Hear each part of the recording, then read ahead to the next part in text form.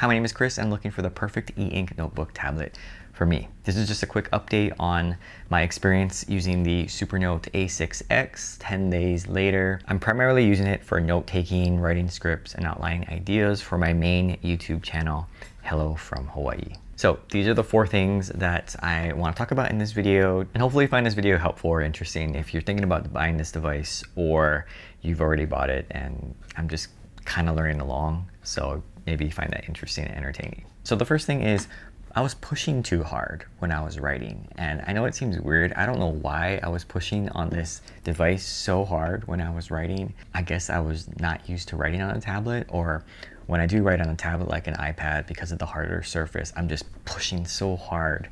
But I noticed that I was pushing way too hard on this device, and when I kind of backed off, then the writing experience got a lot better. It was a lot smoother, and it wasn't as squishy like I described it in my first video, or my first impressions of this.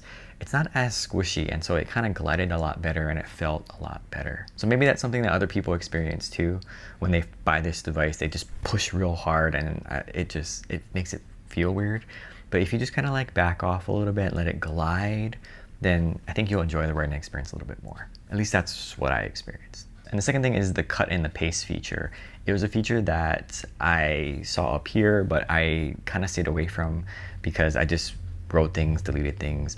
But I found this really helpful when I would write out an idea or a script and I needed to get it on the next page. And rather than try to duplicate the page and do all this stuff, it was just so much easier to just circle it, like select it, and then just cut it and then paste it. I wish the icons were a little better. I know the cut is the scissors, so it makes more sense, but the paste icon, I wish it was a little bit more apparent. I love that feature to like cut and paste things, because normally what I would do if it was just pen and paper is I would just circle the whole thing, draw an arrow, and then that's the new placement of whatever text that I had just written. Either that, or I would scratch the whole thing out and then just rewrite the whole thing where I wanted it to be. But the feature to allow cut and paste to me is really neat. I like it, and it's gonna help me organize my thoughts and ideas, because sometimes when I'm writing certain paragraphs, it just doesn't go originally where I want it to go. And it's hard to then reorganize it without just everything getting screwed up. And so I love the fact that you can cut and paste out the text. And of course, none of this would be possible if the cut and paste feature wasn't accurate. And it is very accurate. I like it. It works really well. And I'm just able to move things around so easily. So that is a great feature. The next thing I want to talk about is the title function. This was something that I thought I would use a lot more, just because it helped me organize things, or at least that's what I thought. I realized though that for what I use this for, to write things, it just hasn't been very useful. And maybe that's because my documents aren't very long, and so there's no real need to like jump around and search for things. I think if you're doing like a journal or something like that and you date things, that might be a little bit more useful.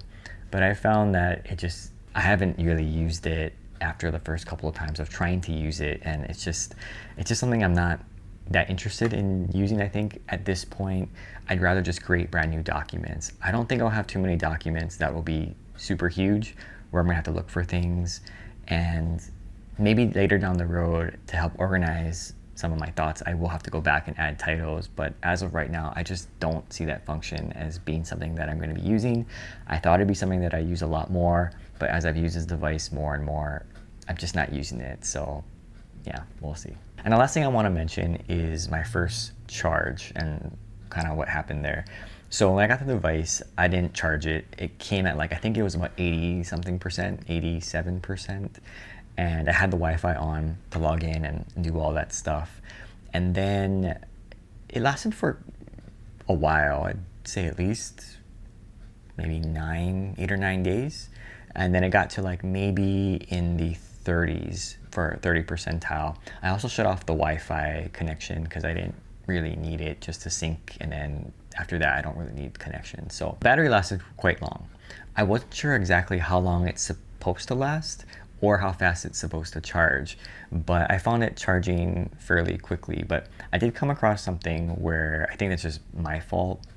So I used a power bank to charge this, and because it has USB-C on the bottom, I just used a regular cable. It was USB-C to USB-C, and I think what ended up happening was the battery got drained from here and it went into the actual battery itself. So I don't know if it read it as like charging, but I thought it was really strange because it wasn't really charging. And I was like, did I do something wrong?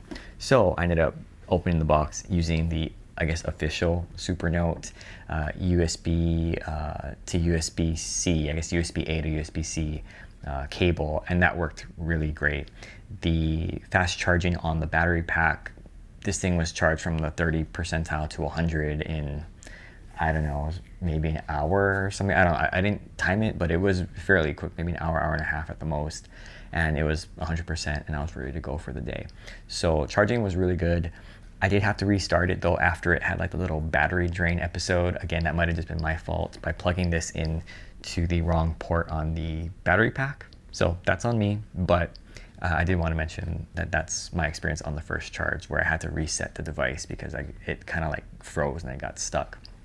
But after I put it in the right USB charging ports, everything was good, charged really quick, and I'm very impressed. So that's just a quick update on the first 10 days on using the Supernote A6X. I really like this device. I'm using it every single day for scripts, ideas, and just general note taking. And again, it's exactly what I wanted in a device. So I'm very happy with this, and hopefully if you have one, you're enjoying yours too. So thanks for watching.